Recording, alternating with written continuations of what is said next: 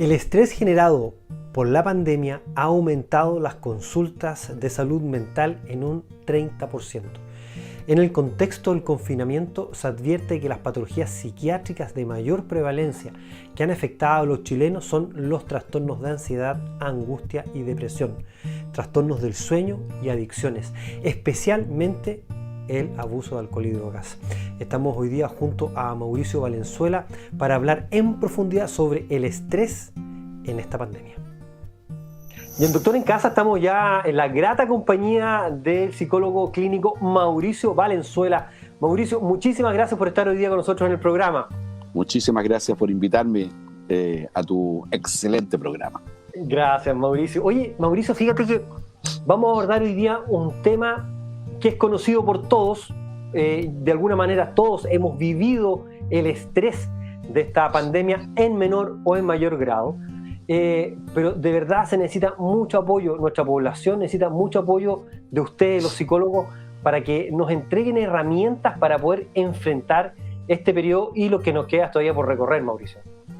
Bueno, yo creo que lo primero es decirte que lo primero es que la gente de pie, las personas comunes, que es a quien me encanta hablarle, y no a mis colegas porque ellos saben cómo hacerlo, se supone, pueda primero entender qué es el estrés. Segundo, cuáles son los síntomas que tiene el estrés, tanto en lo físico como en las conductas X. Sí, te sugiero que podemos irnos por ahí. Y una vez que tengamos eso como armadito, esto es como una receta de la cocina, ¿sí? Una vez que sepamos de lo que queremos hacer, tenemos que tener los ingredientes y después vemos cómo los vamos mezclando para ver cómo nos sale esta solución, comillas, o esta mejoría, o atenuar el estrés que cuando pasa a cierto decibeles, cuando pasa a cierta altura o grado o profundidad, ponle el nombre que quiera, obviamente que se hace súper disfuncional y puede terminar transformándose en una enfermedad aún más severa, como es la depresión.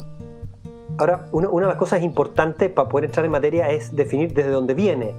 Para eso las personas tenemos que empezar a entender, empezar a reconocer cuál fue el gatillante. Por ejemplo, si el gatillante a lo mejor es la cesantía, o que siento que estoy inestable en el trabajo, o que mis recursos bajaron, o que tengo un familiar que está con coronavirus, o me angustia el tema de no saber qué va a pasar en un tiempo más con alguna situación específica producto de la pandemia.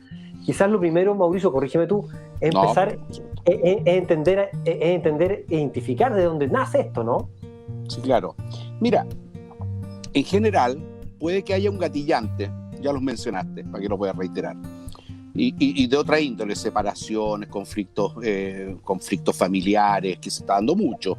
Fíjate que estaba leyendo un informe en Europa que lamentablemente en esas cosas también nos llevan mucha ventaja con respecto a los estudios, cómo se observan, cómo se analizan las cosas, y decían que uno de los problemas más graves del efecto pandemia, de las consecuencias pandemia, tiene que ver, por ejemplo, con la violencia intrafamiliar. Claro. Lo ponen así, pero subrayado, con rojo, con alarma, ¿ok? Entonces es un gran tema, digamos, pero no es el tema que nos convoca ahora, pero también tiene que ver con el estrés. Cuando hay una relación causa-efecto, que está produciendo una tensión, y esa tensión se hace sostenible en el tiempo, que es muy importante esto, ¿no? No es estrés porque hoy día yo me alteré, porque resulta que la persona pasó con rojo. No, eso no es estrés, eso es ponerse un poco, alterar un poco y uno vuelve como a la estabilidad, ¿no? Estrés cuando permanece, digámoslo así en términos mínimos, que se te instala durante una semana. En realidad algunos colegas dicen debiese ser 2, pero digámoslo en una semana, ya entonces se te empieza a prender una lucecita y que se va a observar, por ejemplo, que se está dando muchísimo en trastornos en el sueño, trastornos diversos. Uno clarito tiene que ver con el trastorno en el sueño. ¿Qué significa eso? Que antes tú dormías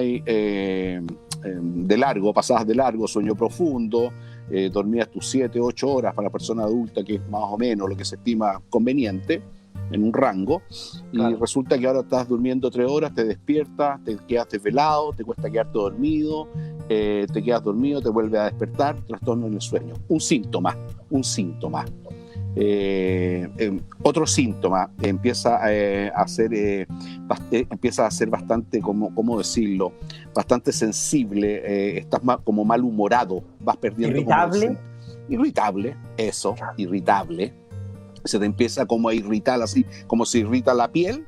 Claro. Se te empieza a irritar el ánimo, Claro. el estado de ánimo se te empieza a irritar, entonces por cualquier cosa que antes no te daba, o incluso te daba hasta risa, hoy día te molesta y te pones un poco más agresivo. Síntomas físicos, que son importantes también irlo observando. No siempre es igual, pero algunos síntomas.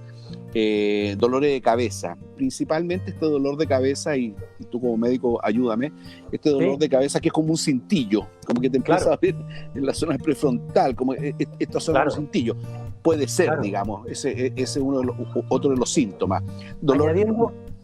Déjame añadir a eso, porque está para que sigamos avanzando súper bien, que es la cefalea frontal, ¿no es cierto? Que toca hasta las sienes y que puedo tomar la nuca.